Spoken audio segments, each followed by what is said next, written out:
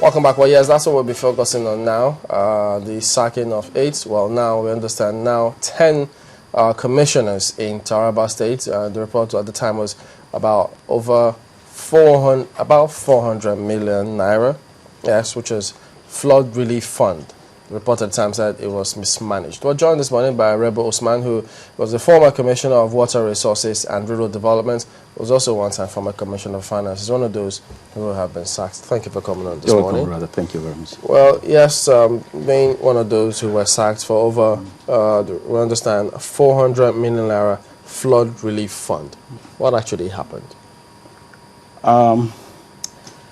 What actually happened here was Taraba State was one of the states that benefited from the federal government intervention. And we were categorized under category B with a sum of 400 million naira. Now, immediately that money was received, the governor swung into action because he wanted us to get this relief materials to the people immediately. Taraba was one of the worst hit states. In the north, I think it's only Kogi that was worse hit than Taraba. Because people may not know that the stretch of the river Benue across Taraba is about 4 times what it is in Benue State and about 3 times what it is in Taraba State. And the river basin is quite massive. That is why you hear us giving out 30,000, 50,000 hectares of land to companies that come into farm. So the effect on Taraba was quite massive, and the governor was terribly emotional about the situation of the people then. And that was why he immediately swung into action. Immediately we received this fund.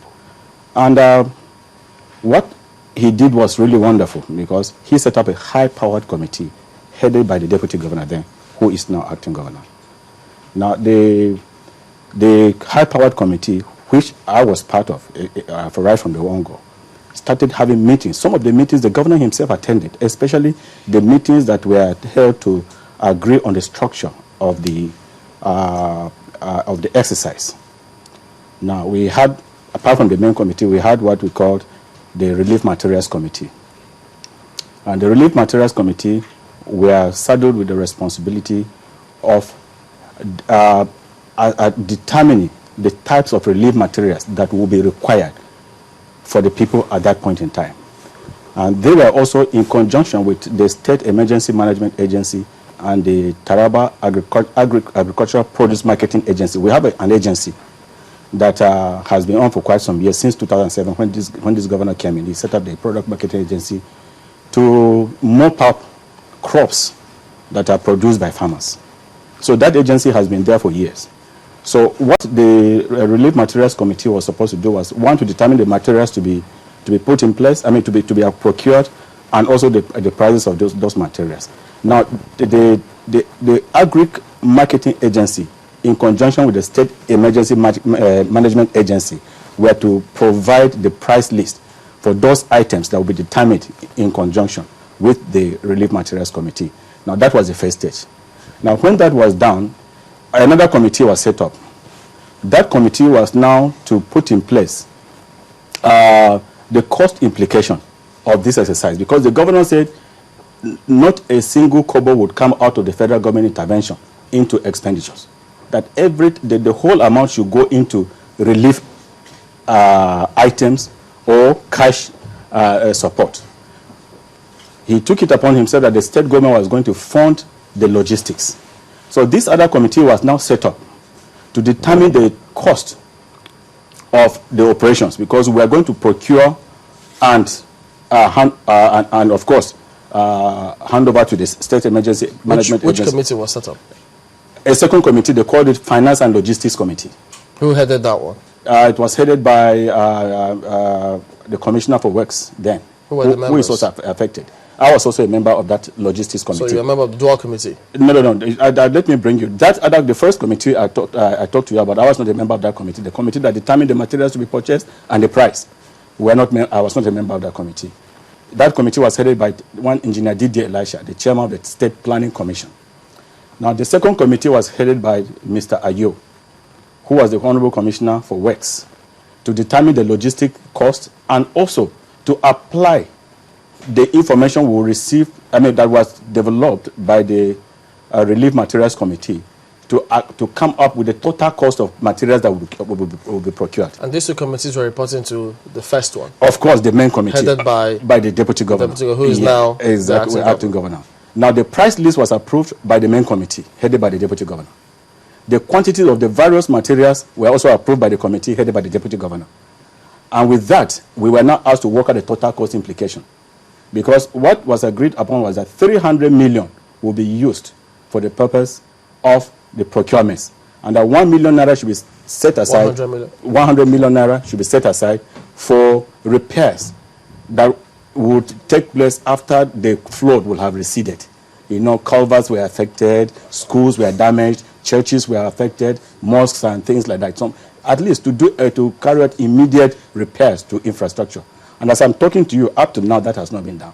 That 100 million naira is still there. Still where? Still there because there's a letter from the